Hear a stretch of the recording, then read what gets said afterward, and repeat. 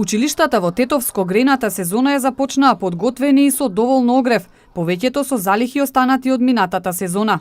Велат дека засега имаат доволно нафта, а доколку биде потребно, ќе биде набавена дополнителна количина. До сега сме снабдени, се уште имаме од претходниот тендер што сме земали нафта.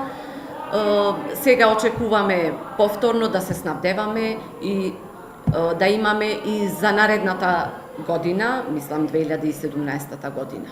И во тетовските градинки децата се згрижуваат во топли простории, велат од раководството.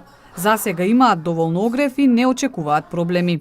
Бидејќи се работа за мали дечиња и не гледаме дали е грејна сезона или не. Значи, шом ќе залади, тука кај нас грејње има.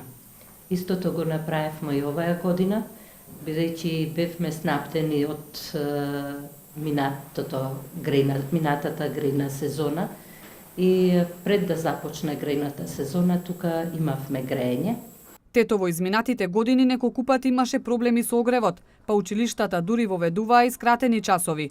Надлежните уверуваат дека за оваа грејна сезона ќе има доволно огрев и топли училници.